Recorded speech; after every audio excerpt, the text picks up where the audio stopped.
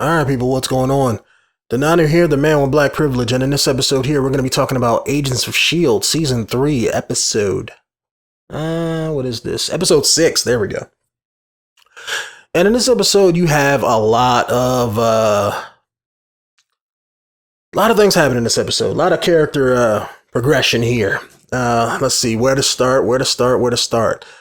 You had Coulson meeting with this mysterious agency woman.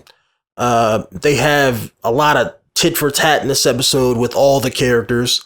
You even had some revelations. But basically, as far as Coulson, he was trying to see where her spot was, to find out what she was doing with the Inhumans, things like that. And basically, he learns that she kind of sort of cares about the people in her own way.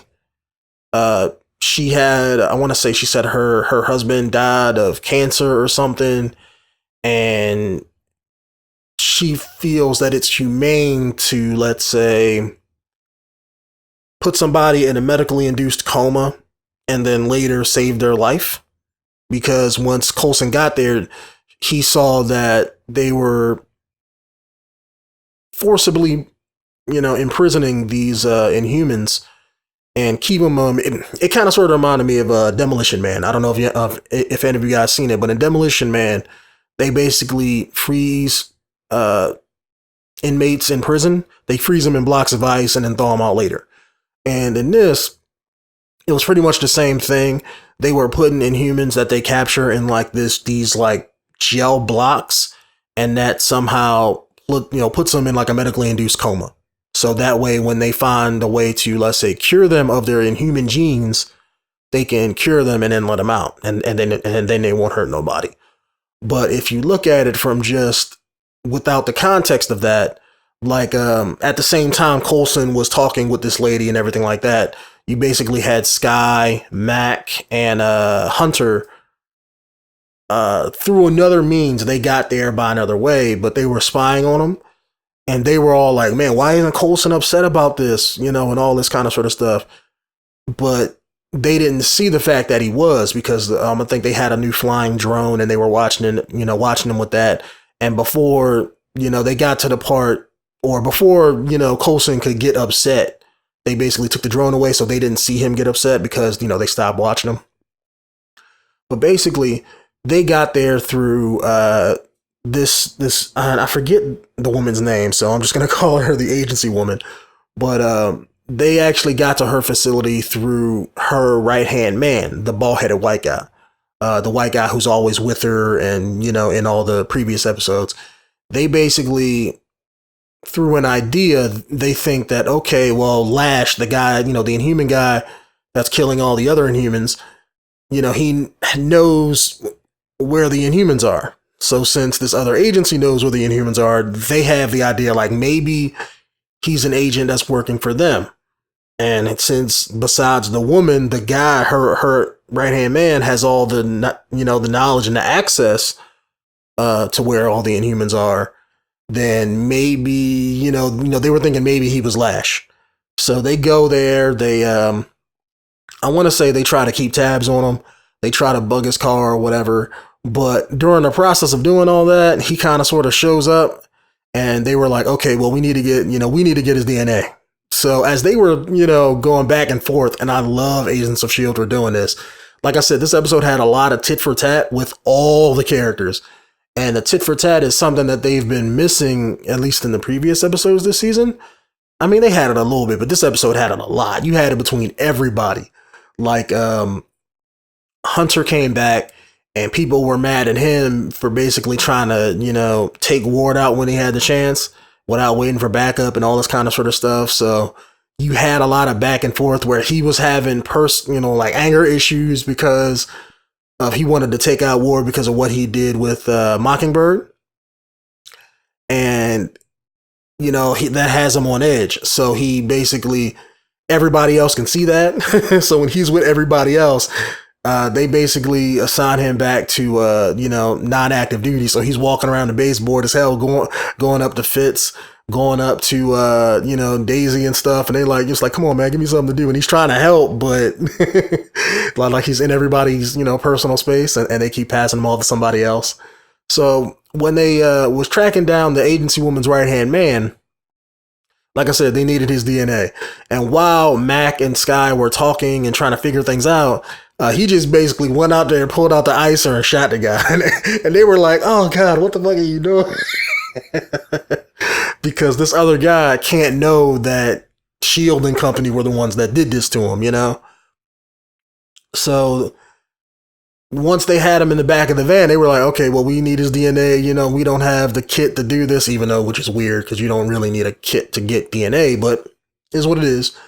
That was just my thought when Max said that. It was like, oh, we don't have the stuff in order to do this. I'm like, can't you just like take a pair of scissors or pull one of his hairs out of his head? That's all you really need. But basically, once they said that, Hunter just popped him in the face and busted his lip a little bit and was like, yeah, look, now we got blood.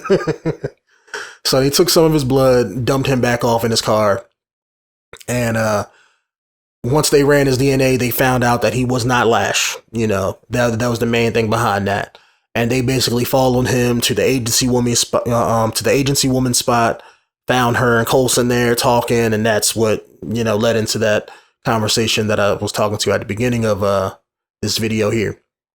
Some other things that happened in the episode. Basically, May went up to Mockingbird and just basically pulled her card. They started fighting, and she acted like she was pissed at her when basically, they fought for a little bit, and basically you found out that, Mockingbird was fine for active duty. She wasn't 100%, but she was fine. She can go out and kick ass if she need be. And they were trying to get to Ward through other means. They were following the money that led them to a bank.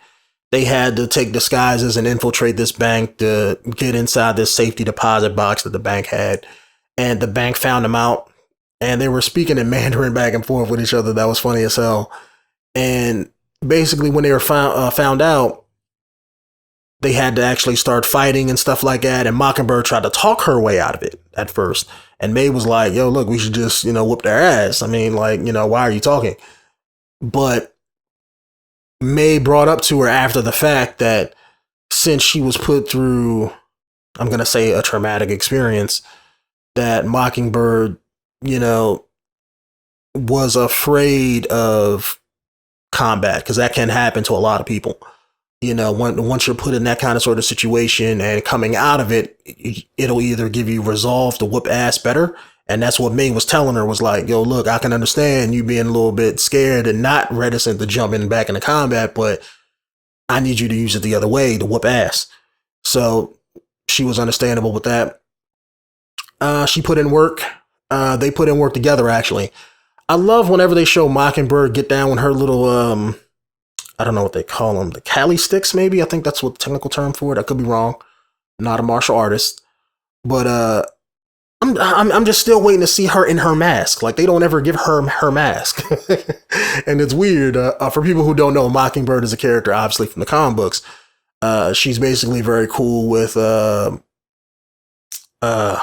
damn, I just made my Arrow video before this. I'm about to say, she's cool with the fucking Arrow, but I'm talking about Marvel's version of Green Arrow, Hawkeye. Yeah, she's cool with Hawkeye and S.H.I.E.L.D. and all that, and everything like that. So she has a mask in the comic books and stuff, and it's like, I'm curious to see whether they're gonna give her a mask or a facsimile of a mask in Agents of S.H.I.E.L.D.